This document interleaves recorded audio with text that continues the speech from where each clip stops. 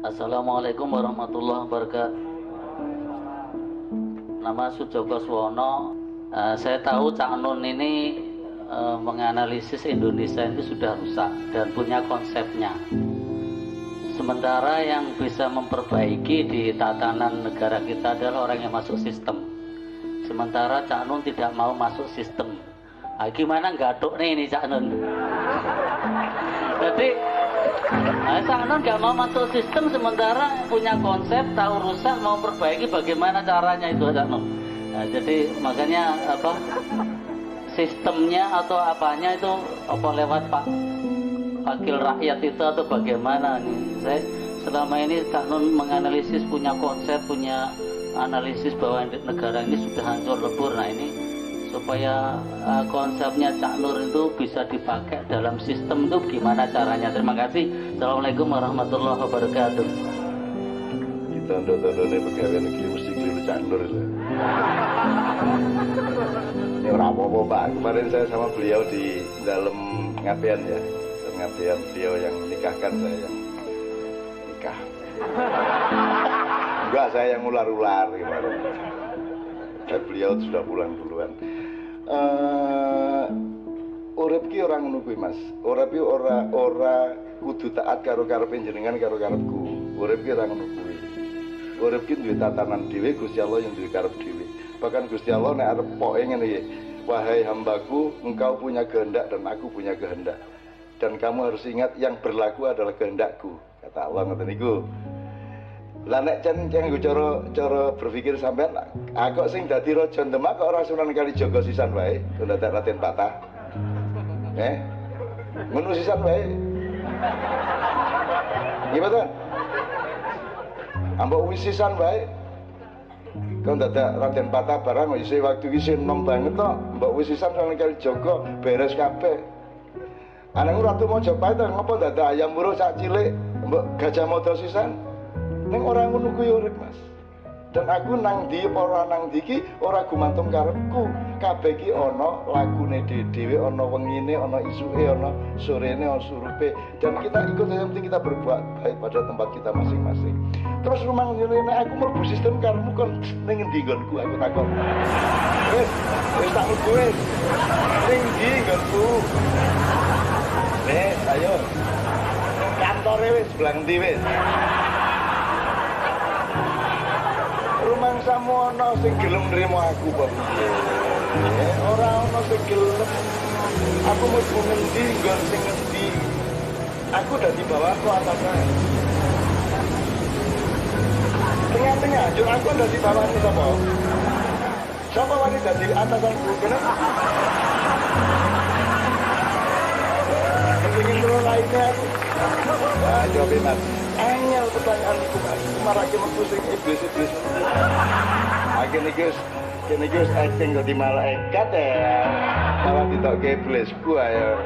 Wis Mas ojo ngono kuwi. Nek arep mikir kaya ngono, lah mbok sisan Nabi Musa niki rasa meguru nang Nabi Khidir. Mbok wis sing tugas ki Nabi Khidir kan beres. Lah nggih apa meneh Khidir jebul wong Wonokromo mriki. Jarene Pak Haris, wong Jawa jarene. Ya memang gitu Mas. Loh. Anek kuwi diteruske kan lucu kabeh urip iki Mas. Lucu kabeh. Kok Megawati to. Ora diteruske ngoten. Wong biyen iki bapakne ampuh. Njur anake, njur pembantune coba piye kuwi. Nek diteruske piye? Malah ora penak. Wis ora apa-apa lah, wis ora apa-apa ngene iki ora apa-apa, tapi kita terus berbuat baik, tidak tercapai ndak apa-apa, tapi kita terus sholat, terus ibadah, tidak habis-habis. Tercapai dan tidak tercapai itu urusan Allah. Panen ora panen sing gawe Gusti Allah. Sing penting kene, yang jenengan dadi KUA, sing penting sedina nikahke cah pira, kuwi ganjarane dhuwur tenan. Ngono, yang jenengan bendina nikahke wong wae. Dan ana dosane sithik-sithik. Ana dosa maksudnya ngene, delok cah wedoke waduh ora karo aku ya. Ngono ya. Ana ngene sok-sok. Ya keguyon ning ya rada tenanan kadang-kadang. Ya Allah, nikmatnya kemesraan Gus ngeten iki jenenge napa? Katresnan. Ini semua kan dasarnya katresnan. Ora katresnan kan ora iso kaya ngene iki. Jadi kita bisa memerintah dunia dengan cinta. Karena tadi kan apa tadi yang disebut oleh beliau tadi waktu apa namanya? Yang Sayyid apa? Sayyidin Panotogomo. Sayyid loh. Dudu amir, dudu imam, dudu apa meneh rois. Sayyid. Sayyid itu wong sing dituake. Sayyidin Panotogomo. Pilihan loh itu. Itu bukan otomatis loh. Kan ada banyak atasan. Ono amir, imam, rois, roi, apa meneh? Saya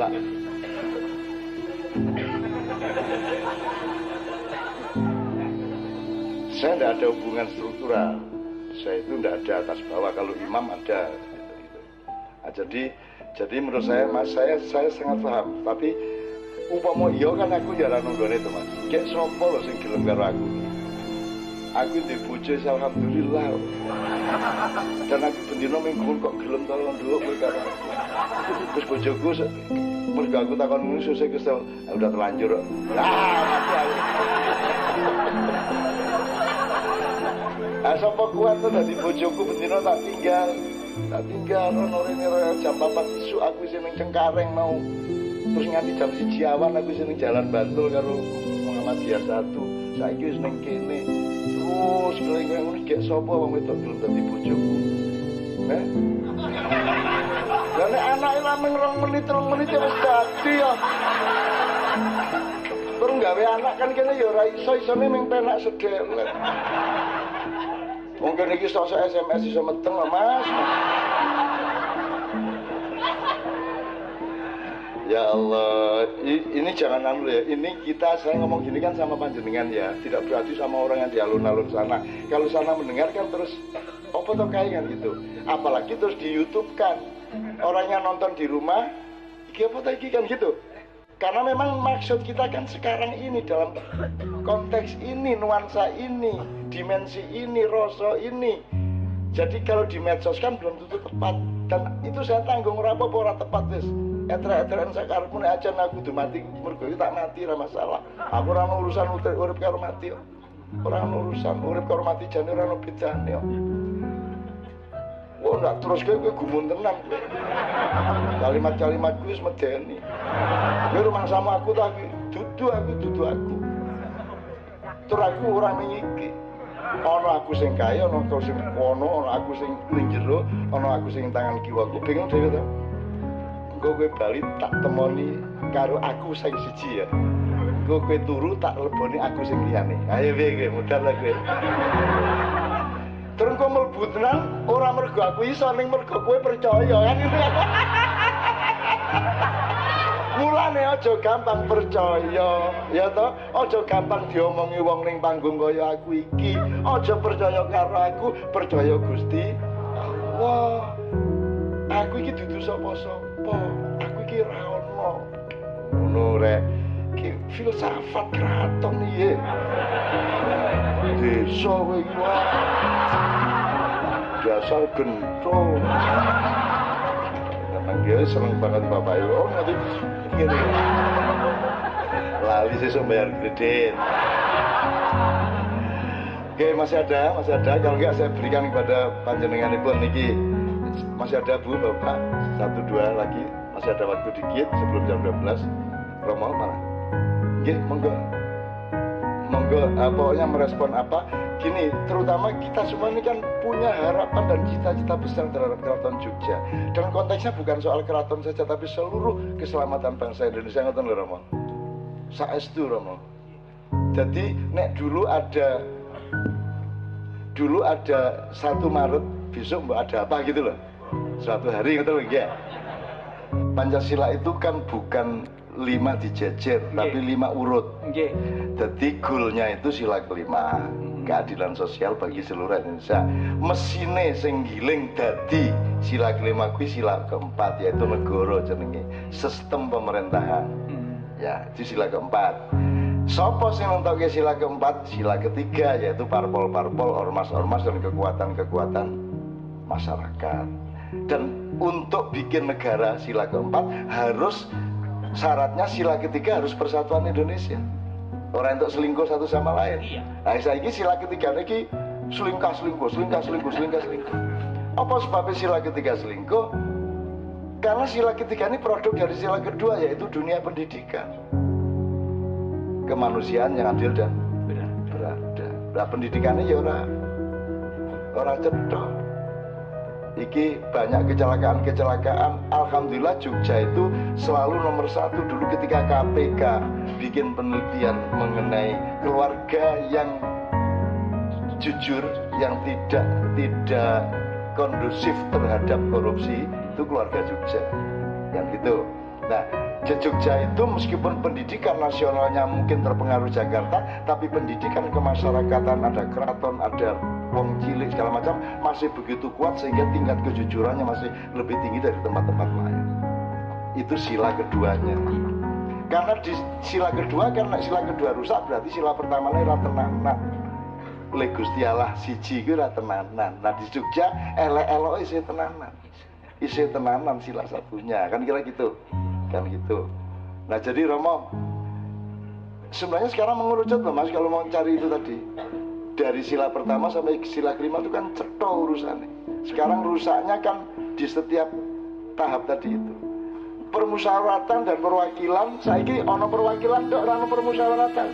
Jadi sila keempatnya gidang loh iki. Gidang ngerti gidang? Gidang ki sayapnya ning siji, bisa mabur kok. Kan kerakyatan yang dipimpin oleh kebijaksanaan dalam permusyawaratan dan permusyawaratan endi saiki? Ana ming perwakilan kuwi we kudune rabi karo golong, ya ta? Malah duwe selingkuhan dhewe-dhewe. Ya ta? Golonge duwe yang sekolah, gilike ya duwe yang saka kulon, kan begitu sekarang. Jadi do selingkuh. Maka Keraton Jogja kita doakan betul-betul suatu hari dia akan menjadi pemimpin aspirasi masa depan Indonesia. Amin ya rabbal alamin. Dan kita mohon sama Allah bahwa nanti mesin utamanya itu ada di sini sekarang. Oh, amin ya rabbal alamin. Rasa kok sama. Wis cetha kan. Dudu aku ngawur ae. Wah, aku Raja Madura. Ning kabeh kuwi Mas, nyun sewu kan tergantung wahyu nggih Gusti nggih. Tergantung wahyu. Banyak orang mengatakan lho wahyu kan hanya untuk nabi. Pak Muzamil, katakan kepada mereka, siapa bilang wahyu hanya untuk nabi? Sedangkan lebah-lebah dikasih wahyu oleh Allah. Coba ayatnya apa?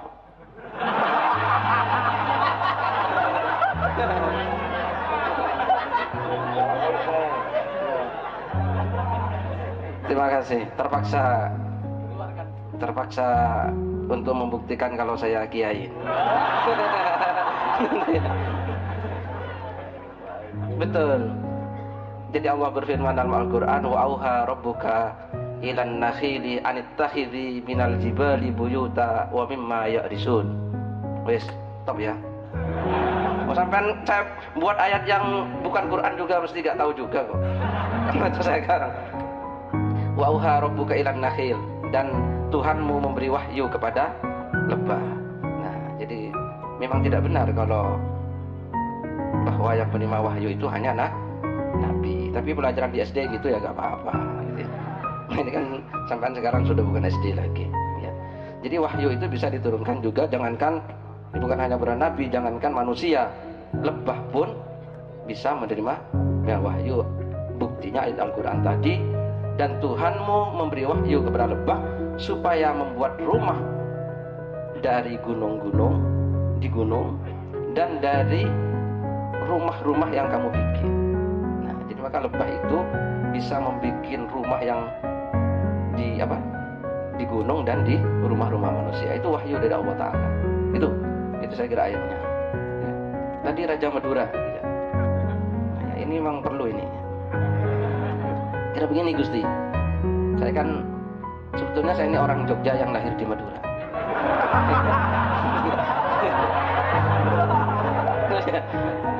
Jadi kalau kaulo ngayog Jakarta haji ningrat cuma lahir di Madura. Ini begini, memang antara Madura dan Jogja gak bisa dipisahkan. Sampean tahu, raja di tempat saya itu Cakraningrat 1, itu kuburannya di Imogiri, bukan di Madura. Betul kan Gusti? Oh iya, jadi saya kesini ini yang ngikuti beliau. Oh betul. Jadi Cakraningrat 1 itu Raja Madura Barat. Bagaimana Raja Madura kok kuburannya di Imogiri? Nah, sampai sudah bisa berilustrasi sendiri lah betapa hubungan itu sangat akrabnya antara Madura dan Jogja. Nah, itu Gusti, Cakraningrat 1 itu cucunya Raden Pragalbo. Jadi Raden Pragalbo itu punya anak namanya Raden Pratano yang julukannya Kiai Lemah Dhuwur, gitu ya. Pernah dengar kan Gusti? Nah, nah ya, gitu ya. Itu Raden Pragalbo, ya, punya anak Raden Pratano yang julukannya Kiai Lemah Dhuwur. Nah, Kiai Lemah Dhuwur ini punya anak Pangeran Tengah, gitu ya, Pangeran Tengah. Kemudian punya anak lagi Pangeran Mas. Ini jadi raja. Kemudian Pangeran Tengah punya anak Raden Praseno yang akhirnya diambil anak angkat oleh Sultan Agung Hanyokrokusumo. Itu dia mau diangkat jadi raja tapi masih kecil. Terus dia tinggal di Jogja. Meskipun dia jadi Raja Madura, dia lebih kerasan di Jogja, gitu ya. Jadi statusnya Raja Madura tapi tinggalnya di Jogja. Itu namanya Raden Praseno. Nah, Raden Praseno ini yang kelak punya julukan Cakraningrat 1. Nah, saya tidak perlu mengaku siapa saya, Gusti. Cuma begini, kuburan Raden Pragalbo tadi ini hanya ratusan meter dari rumah saya, gitu loh. Jadi saya kalau ziarah ke makam Raden Pragalbo gak usah naik motor, cukup jalan kaki. Nah, ini sudah bisa ditafsiri kan? Nah, gitu Raden Pragalbo itu yang Raden Pragalbo ini punya gelar Pangeran Onggu, ya. Pangeran Onggu itu mengangguk. Karena beliau waktu dia hidup Islam baru masuk, gitu ya. Kemudian ketika mau wafat itu ditawari Islam, terus dia tidak sempat mengucapkan, tidak sempat ngelakoni Islam, tapi cukup mengangguk. Nah, gitu loh ya. Itu loh, maka beliau disebut Pangeran Onggu. Onggu itu mengangguk. Nah, gitu ya. Nah, Raden Pragalbo ini anaknya Lembu Peteng. Lembu Peteng itu anaknya Brawijaya 5. Nah, sini kan sama. Kan dari Brawijaya 5 juga, betul? Iya. Nah berarti ini satu darah kan? Nah, oke. Oleh karena itu, ya ini saya hanya menyatakan seperti ini di depan Gusti Prabu Kusumo untuk mengamankan orang-orang Madura di sini. Jadi bakul sate itu